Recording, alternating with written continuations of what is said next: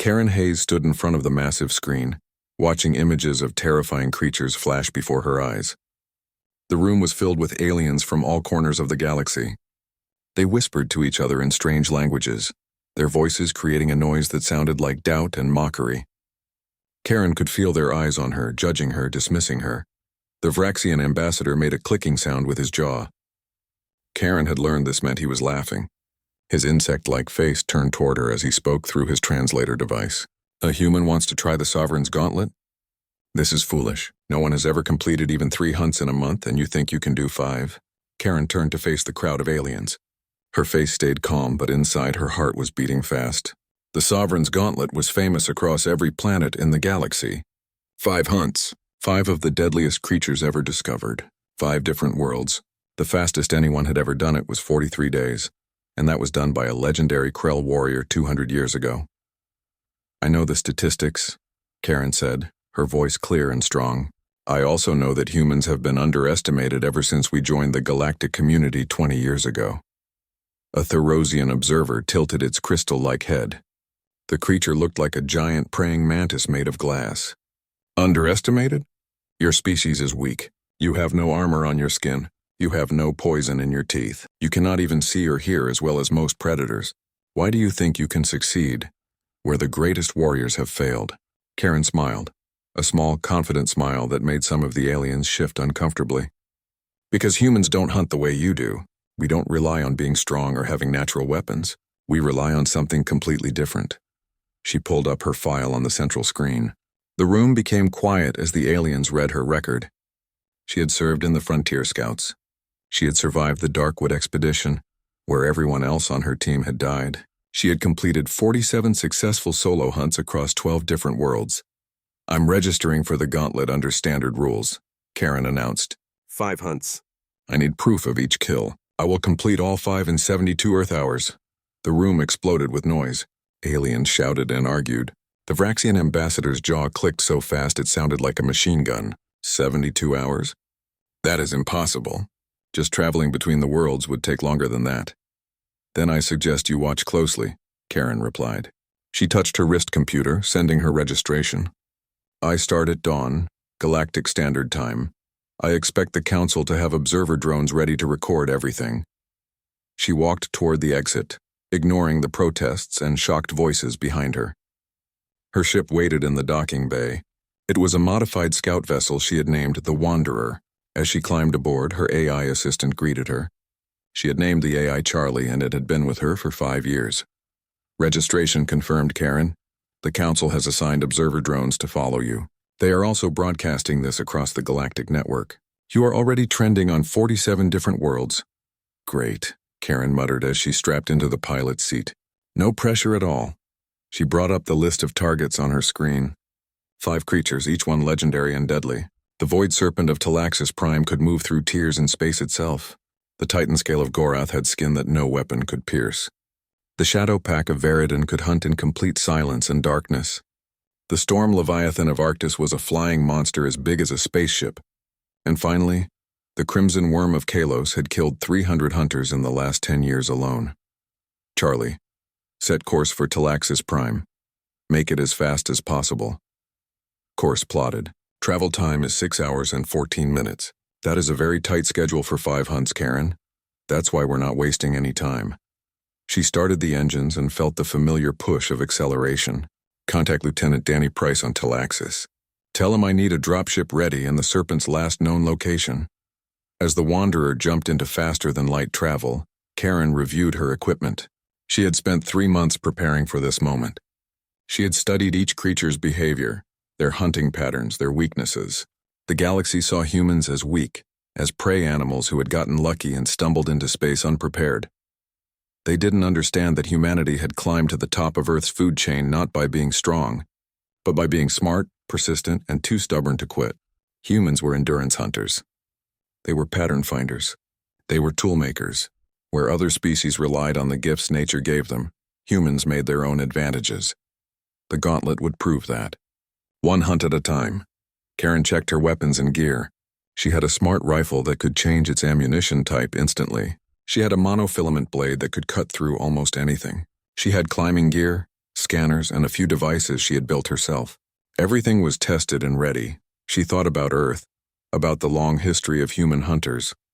Thousands of years ago, humans had hunted mammoth and saber-toothed tigers with nothing but stone tools and teamwork. They had tracked animals for days, never giving up, wearing them down until the prey collapsed from exhaustion.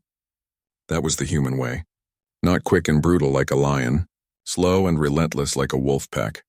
Charlie, show me everything we know about the Void Serpent. The screen filled with data. The serpent lived in the spaces between dimensions. It could appear and disappear at will. It had killed dozens of miners on Talaxis Prime, striking from nowhere and vanishing before anyone could fight back.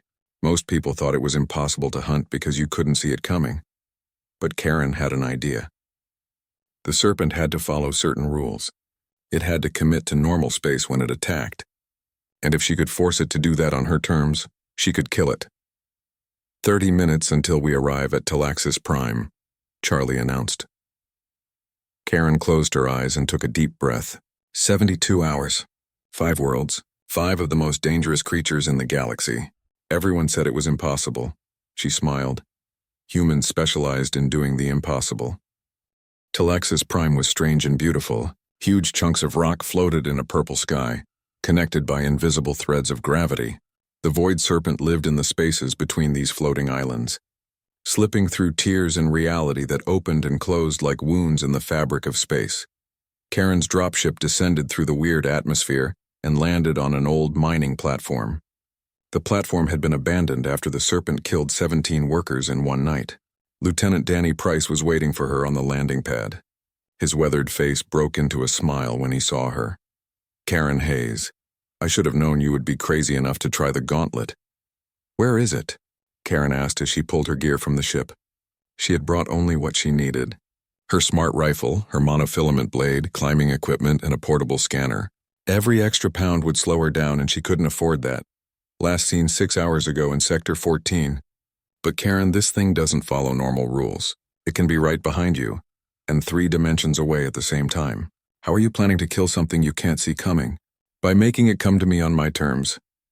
She checked her scanner, adjusting it to detect distortions in space.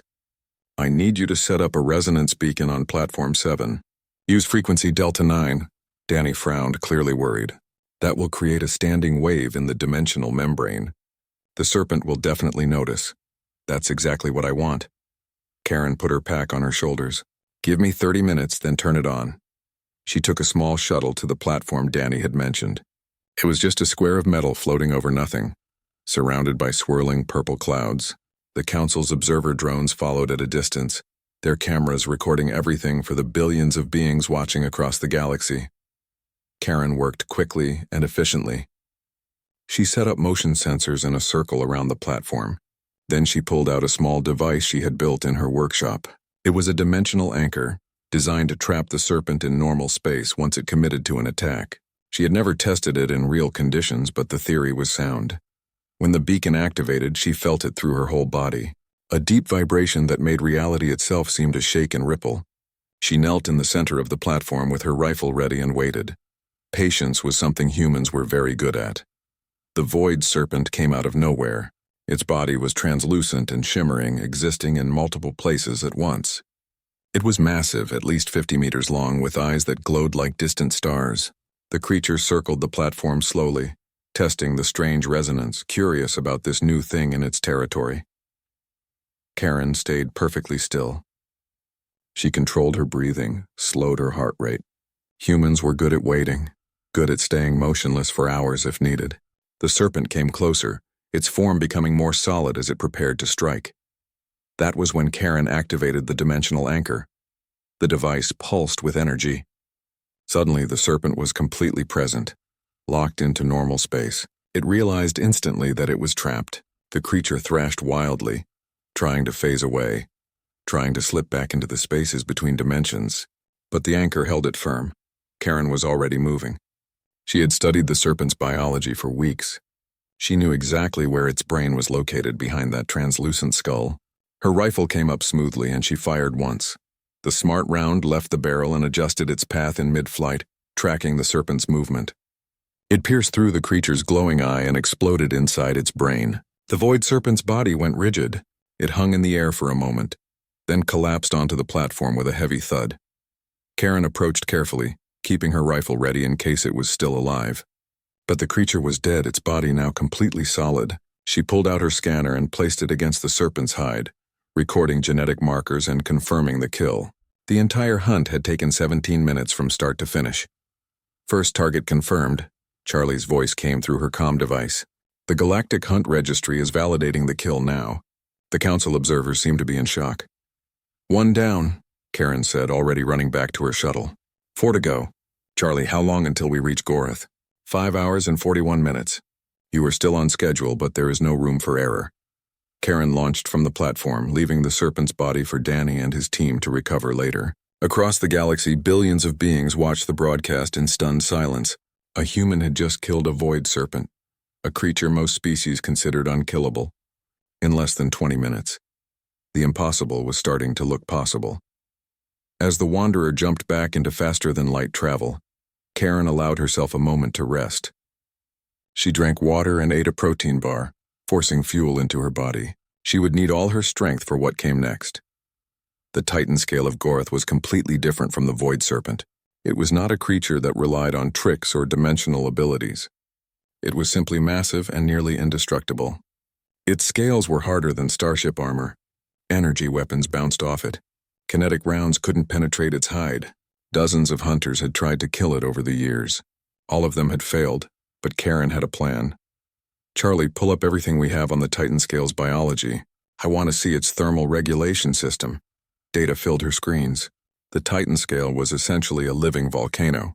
Its core temperature was incredibly high, and it needed to vent that heat constantly through openings along its spine.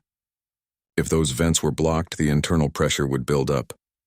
I'm not going to try to pierce its armor, Karen said, studying the data. I'm going to make the armor work against it. That is actually brilliant, Charlie said.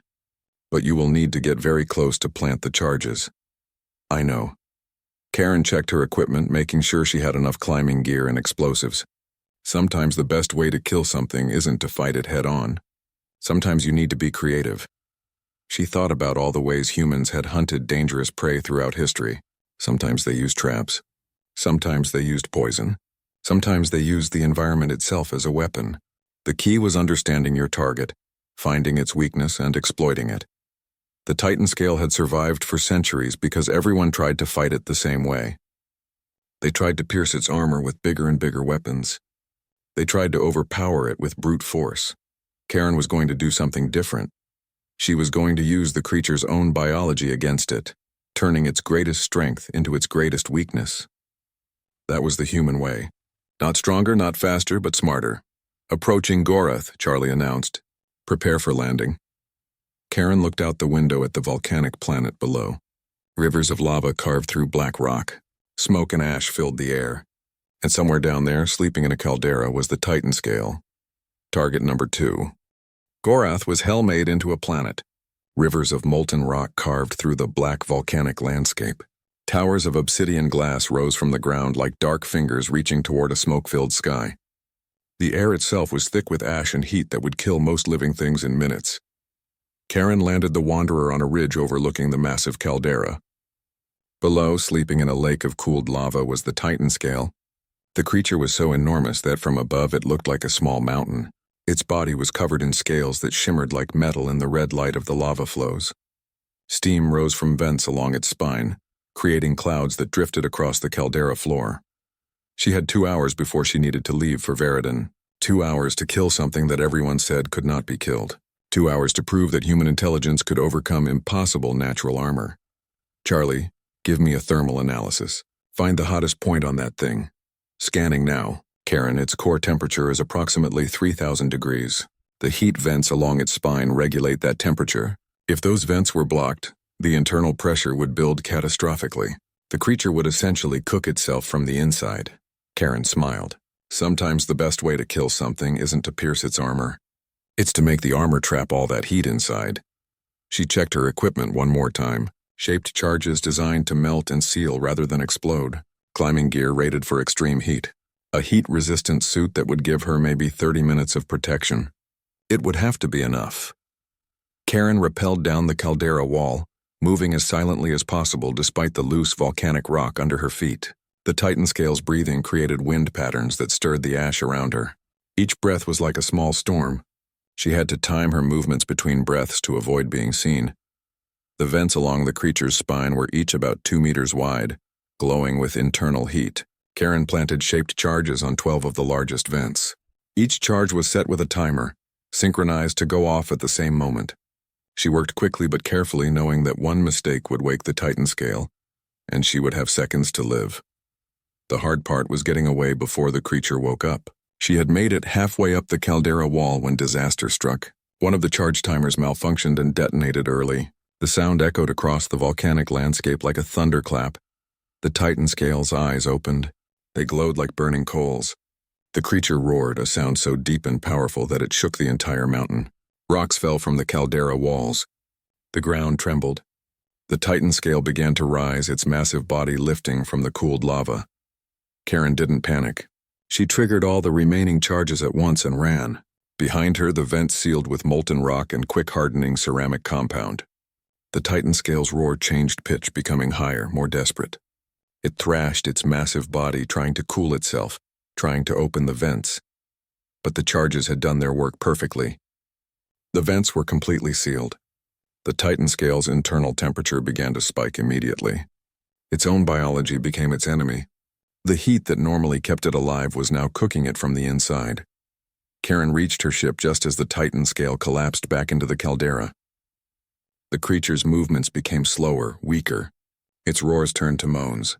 Within 3 minutes of the vents being sealed, the creature's internal organs had failed. The Titan scale died, killed by its own trapped heat. Karen confirmed the kill with her scanner, recording the genetic markers and life sign readings. The observer drones captured everything, broadcasting the impossible victory to the watching galaxy. 2 down, she said, breathing hard inside her heat suit. Time to Veridan? 4 hours and 9 minutes. Karen, you are still on schedule, but the next hunt will be extremely dangerous. The Shadow Pack are ambush predators. They will be hunting you while you hunt them. Then it's a fair fight for once. She launched from Gorath, watching the volcanic planet shrink behind her as the Wanderer accelerated toward its next destination. Across the galaxy, the betting pools were going crazy. The odds on a human completing the gauntlet had shifted dramatically. What had seemed impossible 2 hunts ago now seemed merely unlikely. Humans were proving themselves in ways no one had expected. Veridan was the complete opposite of Gorath. Where Gorath was fire and rock, Veridan was water and green. The jungle canopy was so thick that the forest floor existed in permanent twilight. Huge trees rose hundreds of meters into the air, their branches tangled together to form a roof that blocked out the sun. The Shadow Pack lived in this darkness. They were perfect hunters, their bodies absorbing light and sound. They moved through the jungle like ghosts, working together to take down prey 10 times their size. They had killed every hunter who had ever entered their territory. Karen entered the forest alone, carrying only her monofilament blade and a special compound she had created. The compound was based on bioluminescent organisms from Earth's deep oceans, creatures that lived in total darkness and created their own light. She painted the compound on tree trunks in a wide circle, creating a perimeter she could monitor. Then she sat down in the center of the circle, cross-legged on the forest floor, and waited. She controlled her breathing, slowed her heart rate, and became as still as the trees around her. The Shadow Pack would come. They couldn't resist investigating an intruder in their territory. And when they did, the bioluminescent compound would mark them, make them visible in the darkness. Karen waited for 20 minutes, completely motionless. Most predators relied on movement to locate prey. If she didn't move, didn't make a sound, she would be almost invisible to them.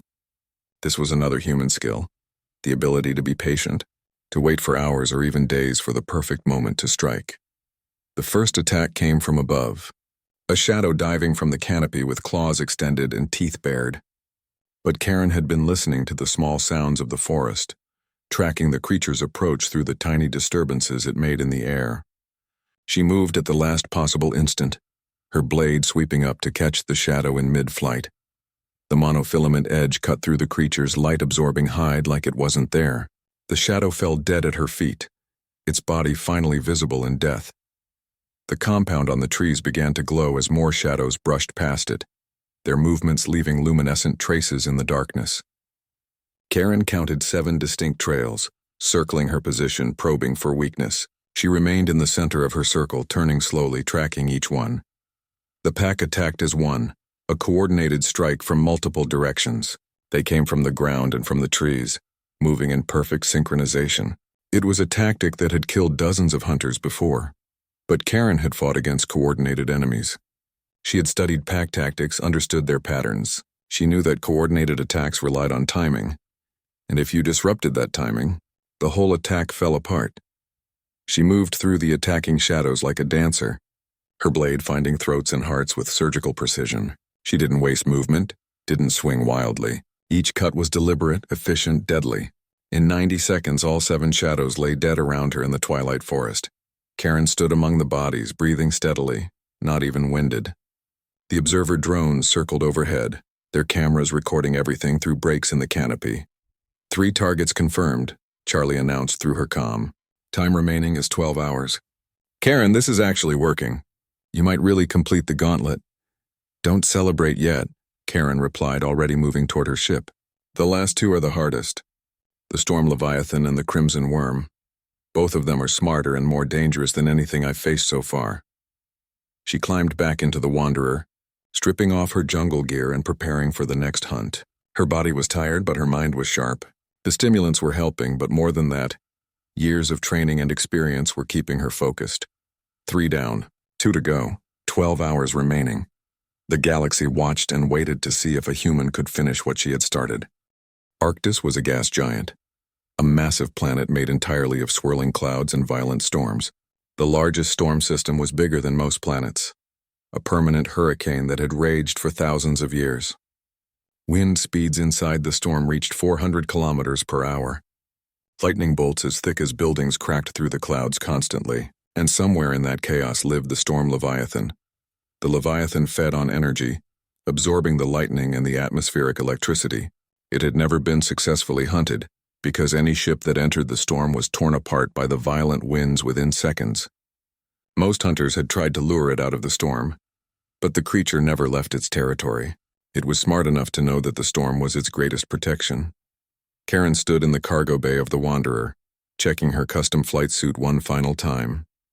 The suit had thrusters powerful enough to let her maneuver in crushing winds. Strapped to her back was a specialized harpoon launcher and a high-strength cable system. On her hip was a small explosive charge, carefully designed to disrupt neural pathways without requiring deep penetration. "This is completely insane," Charlie stated. The AI's voice carried genuine concern. "The wind speeds will tear you apart. The pressure changes will crush you. And even if you survive all that, the Leviathan itself is 200 meters across. How do you plan to kill something that big?" "I don't plan to overpower it," Karen said, sealing her helmet. "I plan to use the storm itself. The Leviathan has lived in those winds its whole life. It knows how to ride them, how to use them. But so do I now. I've studied the storm patterns for weeks. I know how the winds flow." She climbed into a reinforced drop pod, a small capsule designed to survive re-entry into planetary atmospheres. But this was going to be much worse than a normal re-entry. She was diving into the most violent storm in the known galaxy. "Last chance to reconsider," Charlie said. "Not a chance. Launch the pod." The drop pod shot out from the Wanderer like a bullet. It plunged into the storm, and immediately the violence was overwhelming. The pod spun and tumbled, tossed by winds that could flip a building. Karen held on tight, using the pod's maneuvering thrusters to adjust her trajectory. She wasn't fighting the wind. She was using it, letting it carry her where she needed to go. Her sensors picked up the Leviathan rising from below. The creature was magnificent and terrifying. Its body was made of living lightning and solidified atmospheric gases. Its wings stretched 200 meters from tip to tip. Its eyes glowed with internal energy. It opened its mouth, preparing to feed on the electrical signature of her drop pod. That was the moment Karen had been waiting for. She hit the emergency eject button and launched herself out of the pod. The winds tried to tear her away, spinning her like a leaf in a tornado. But Karen fired her thrusters, fighting for control. She had calculated the vectors perfectly, timing her ejection to intersect with the Leviathan's flight path. She fired the harpoon. The line shot through the storm and caught on the Leviathan's wing membrane. Karen let the creature's own momentum pull her in, reeling herself closer hand over hand while the storm raged around them. Lightning flashed so close she could feel the heat through her suit. The Leviathan realized something was wrong. It tried to shake her loose, diving and rolling through the storm. The forces were incredible, pulling at Karen's body, trying to rip her away. But she held on with strength born of desperation and determination. Her magnetic boots finally locked onto the creature's electrically charged hide. She was on the Leviathan's back now, crawling toward the neural cluster she had identified in her research. The creature bucked and twisted, flying through the storm in increasingly wild patterns. Karen's suit alarms were screaming. The structural integrity was failing. She had maybe 60 seconds before the suit came apart. Her blade cut through the wing membrane where it met the body. She planted the explosive charge directly against the exposed nerve center.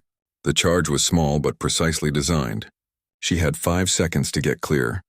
Karen disengaged her magnetic boots and fired her thrusters at maximum power, pushing away from the Leviathan as hard as possible.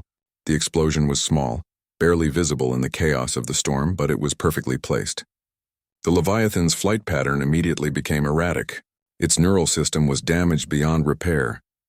The creature began to fall, tumbling through the storm toward the crushing depths far below.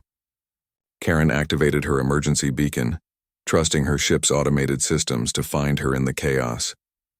The Wanderer's retrieval system locked onto her signal and pulled her clear of the storm just as her suit finally failed. She collapsed in the cargo bay, pulling off her helmet and gasping for air. Every muscle in her body hurt. The G-forces and wind pressure had pushed her to the absolute limit of what a human body could endure. 4 down, she managed to say. Charlie, how long to Kalos? 6 hours and 23 minutes. But Karen, you need to rest. You have been awake for nearly 50 hours straight. Your body needs recovery time. I'll rest when it's done. She forced herself to stand up, forced herself to move. The Crimson Worm is the last one. It's the most dangerous, the smartest. If I'm not at my best, I'm dead. She ate high-protein food and drank electrolyte solutions, forcing fuel into her exhausted body. She took mild stimulants to fight off the crushing fatigue. But more than the drugs or the food, it was her will that kept her going. The stubborn human refusal to quit. The determination that had let her species survive ice ages and plagues and wars. Karen reviewed everything she knew about the Crimson Worm, while the Wanderer raced toward Kalos. The worm was different from the other creatures. It wasn't just a predator. It was intelligent, maybe as smart as some of the galaxy's sentient species. It had learned to set traps for hunters. It used psychological warfare, playing on fear. It had killed 300 hunters over the last decade. But intelligence was a double-edged sword. Smart creatures could be predictable in their own way. They had patterns, habits, things they relied on. Karen had studied every recorded hunt, every death, every failure.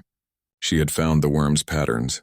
It played with its prey before killing them. It used fear as a weapon, letting hunters know they were being hunted, watching them panic. The more afraid the hunter became, the more the worm enjoyed the hunt. We're approaching Kalos, Charlie announced. The Crimson Worm was last seen in Sector 7, the Crystal Desert. Karen, are you sure about your plan? This creature has killed experienced hunters from a dozen different species. I'm sure. Karen checked her equipment one final time. I know what I'm doing. But as she prepared to land on Kalos, she felt something she hadn't felt during the other hunts. Real fear.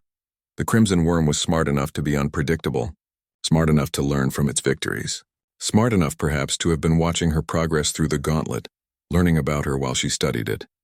This would be different from the other hunts. This would be a battle of minds as much as a battle of weapons, and in 6 hours, she would find out if a human's intelligence could overcome a creature that had outsmarted every hunter who had ever challenged it. The desert of Kalos appeared below, vast and empty, its sand glittering like crushed diamonds under the harsh sun. Somewhere down there, the Crimson Worm was waiting. The final hunt was about to begin. Kalos was beautiful in a harsh, unforgiving way. The entire planet was covered in desert, but not sand like Earth's deserts. This sand was crystalline, sharp as broken glass, glittering in shades of red and gold under the light of the system's twin suns. Rock formations rose from the desert floor like twisted sculptures, carved by winds that had blown for millions of years. The Crimson Worm lived somewhere in this vast emptiness. It was the apex predator, the smartest and most dangerous creature Karen had faced yet, and it knew she was coming. The observer drones had been broadcasting her progress across the galaxy. If the worm was as intelligent as the report suggested, it had been watching her, studying her methods, learning from her previous hunts. Karen landed the Wanderer far from the worm's known territory. She would approach on foot slowly, carefully. She needed to understand the terrain, needed to find the advantages she could exploit. Every successful hunt came down to preparation and understanding your environment better than your prey did. She walked for an hour across the crystal sand, her boots crunching with each step. The sound carried far in the thin air. The heat was intense, over 50 degrees in the shade. But Karen had trained in deserts on Earth, had learned to conserve water and energy in extreme conditions. She found the bait trap easily. Too easily. A pile of equipment and bones arranged in a clearing between rock formations. Previous hunters had carried translators, and the worm had learned to use them. It had learned human languages, learned to understand its prey's communication. The bones were arranged in patterns, messages written in death. The observer drones circled overhead, their cameras focused on Karen as she approached the clearing. Billions of beings across the galaxy watched, holding their breath. Would the human succeed, or would she become just another pile of bones in the desert? Karen walked straight into the clearing and sat down among the remains of dead hunters. She placed her rifle beside her, within easy reach, and waited. The crystal sand was hot under her, burning even through her clothing, but she remained still. "I know you're watching," she said aloud, her voice carrying across the desert. "I know you understand me. Your last 3 kills all carried translators. You've learned our languages, our words." The sand shifted. Not wind, but something moving beneath the surface. The crimson worm emerged slowly, deliberately enjoying the moment.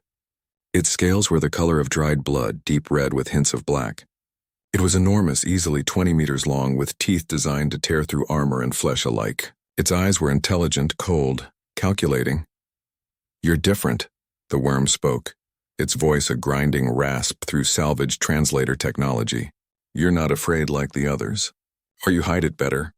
"I'm terrified," Karen admitted honestly, "but fear doesn't control me. That's the difference between humans and prey animals. We feel fear and act anyway. We use fear to make us sharper, more focused." The worm circled her slowly, studying her from every angle. Its massive body moved with surprising grace through the crystal sand. "You came here to die? Like all the others?" "I came here to hunt you," Karen said, keeping her voice calm and steady. She stood slowly, her hand near her weapon but not touching it. "The question is, are you smart enough to understand what that means?" The worm laughed, a horrible sound that made Karen's bones vibrate. 300 hunters have tried to kill me. 300 have failed. What makes you different from them?" "Because those hunters tried to overpower you or trick you at your own game," Karen replied, watching the worm's movements, looking for patterns, for tells. "I'm not going to do that. I'm going to do what humans do best. I'm going to be persistent. I'm going to be adaptable. And I'm going to absolutely refuse to quit no matter what." The worm struck without further warning. Its massive jaws snapped closed where Karen had stood a fraction of a second before, but she was already moving, rolling under its body, her blades scoring a line across its softer underbelly. Not a killing blow, but enough to draw blood. Enough to send a message: you can be hurt. The worm roared in surprise and pain. It hadn't expected her to be fast enough, hadn't expected her to strike back so quickly. It dove underground, the sand swallowing its massive body completely. The desert became silent again, as if the creature had never been there. Karen ran for the nearest rock formation, gaining high ground. She had studied this terrain for hours before landing, knew every outcropping and crevice. The worm was smart, but Karen had something just as valuable: human pattern recognition. The ability to learn quickly, to adapt, to turn every encounter into a lesson. The worm burst from the sand beside the rocks, but Karen had already moved. She fired her rifle, not trying to kill it, just trying to slow it down. The rounds exploded into adhesive nets that wrapped around the worm's body. The creature thrashed and tore through them easily, but each net slowed it down for a few seconds. Karen kept moving, kept firing, kept forcing the creature to react to her rather than the other way around. This was persistence hunting, the oldest form of human predation. You didn't overpower your prey. You wore it down. You never let it rest. You exploited every weakness until exhaustion set in, and the prey made a fatal mistake. The worm was strong and fast, but Karen was patient and relentless. She led it on a chase across the crystal desert using the terrain against it. She forced it to waste energy while she conserved hers. Every time it tried to set an ambush, she was ready. Every time it tried to retreat and recover, she was there, pushing it back into action. 2 hours into the hunt, the worm's movements became slower. Its attacks became less precise. It tried to burrow underground to hide and rest. But Karen blocked its retreat with carefully placed explosives. She forced it back into the open, back into the heat of the twin suns. The intelligent eyes that had seemed so cold and calculating now showed something else. Confusion. The worm had never encountered prey like this before. Prey that didn't panic, didn't make mistakes born of fear. Prey that just kept coming, kept adapting, kept pushing forward no matter how many times it was driven back. "This is what we are," Karen said, circling the exhausted creature. Her own body was near collapse, running on stimulants and pure willpower. But she kept that weakness hidden. "We're not the strongest species. We're not the fastest. We don't have natural weapons or armor. But we don't stop. We never stop. That's what made us apex predators on our world. That's what makes us dangerous out here in the galaxy." The worm made one final attempt, a desperate lunge driven by cornered animal instinct. But it was too slow now, too tired. Karen sidestepped the attack and drove her monofilament blade into the base of its skull. The blade severed the spinal cord cleanly. The crimson worm collapsed, its body twitching once before going completely still. Karen stood over the body, her chest heaving, every muscle screaming in protest. She placed her scanner against the worm's scales, confirming the kill, recording the genetic markers. 5 targets confirmed, she said into her comm. Total elapsed time is 68 hours and 41 minutes. The silence that followed was absolute. Karen collapsed to her knees in the crystal sand, her body finally giving in to the exhaustion she had been fighting for nearly 3 days. The twin suns of Kalos beat down on her, but she barely felt the heat. Every part of her hurt. Her muscles trembled. Her vision blurred at the edges. Then Charlie's voice crackled through her comm device and she could hear celebration in the background. "Karen, you did it. The Galactic Hunt Registry has confirmed all 5 kills. You've completed the Sovereign's Gauntlet in the fastest time ever recorded. The previous record was 43 days by a Krell War Master.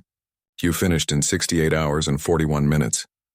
Karen sat heavily on the sand, letting the magnitude of what she had done wash over her. 5 of the deadliest creatures in the galaxy, 5 different worlds, all in a single weekend. Something that everyone had said was impossible. The observer drones circled overhead, their cameras focused on her exhausted face. She looked up at them, knowing that billions of beings across dozens of worlds were watching this moment, species who had dismissed humans as weak, as prey animals who had gotten lucky and stumbled into the galactic community. "Tell the registry I'm heading back," Karen said finally. "And Charlie, once we're in faster-than-light travel, I'm sleeping for about 20 hours straight." Acknowledged. "Karen, that was the most incredible thing I have ever witnessed. You've changed the way the galaxy sees humanity. The broadcasts have been watched by over 40 billion beings across known space." Karen looked at the body of the crimson worm, this legendary creature that had killed 300 experienced hunters. "We're not prey," she said clearly, speaking to the cameras, speaking to the watching galaxy. "Humans are hunters. We're survivors. We clawed our way to the top of Earth's food chain through nothing but determination and refusal to give up. The galaxy needs to remember that." She walked slowly back toward her ship, leaving the worm's body behind. Her legs felt like they were made of lead. Her shoulders ached from carrying equipment. Her hands were blistered from climbing and fighting. But she kept walking, kept moving forward. That was the human way.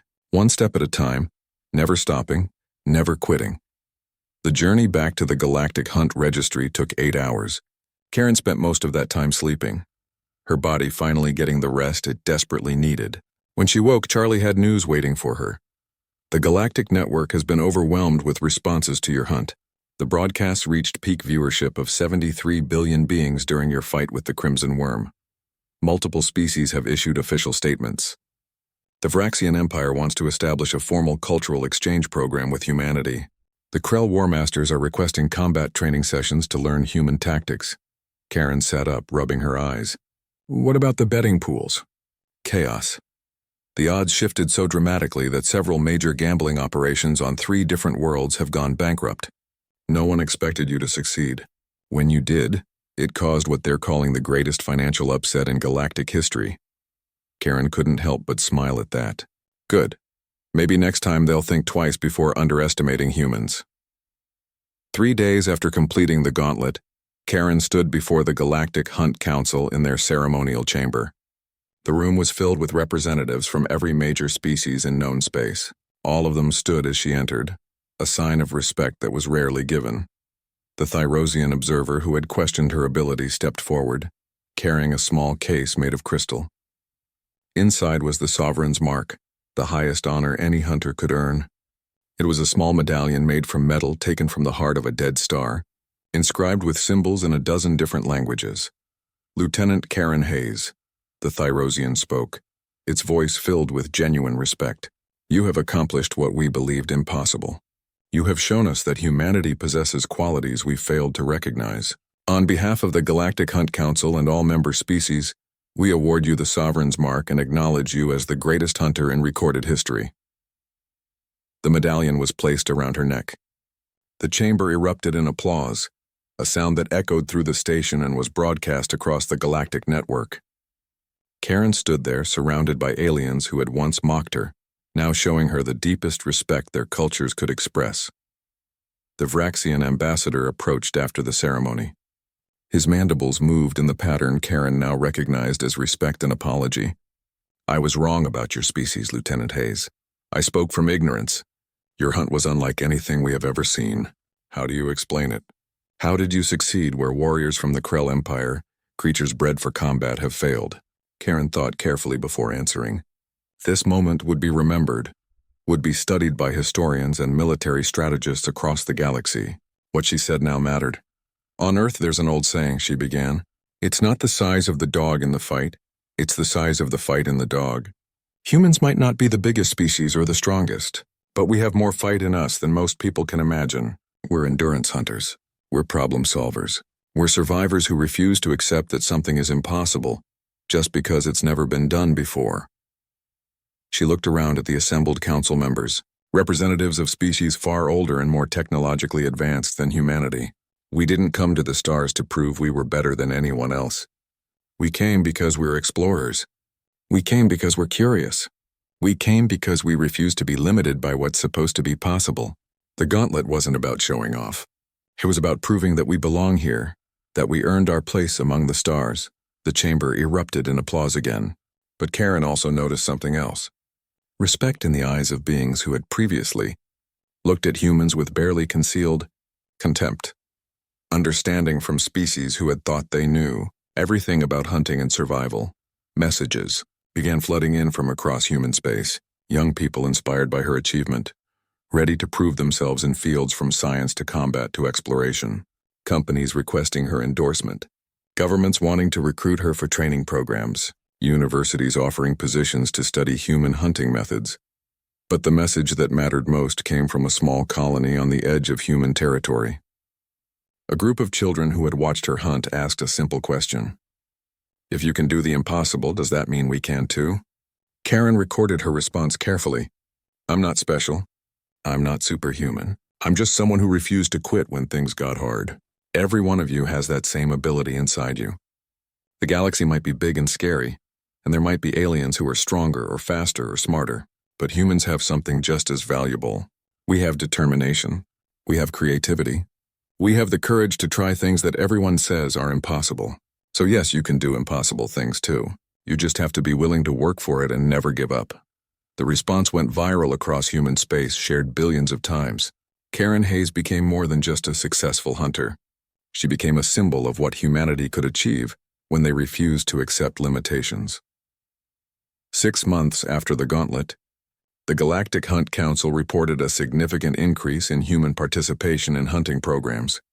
Not just hunting, but in all areas of galactic society. Humans were applying for positions they had previously thought were beyond them. They were taking risks, pushing boundaries, refusing to be limited by what other species thought they were capable of. The galaxy had learned an important lesson.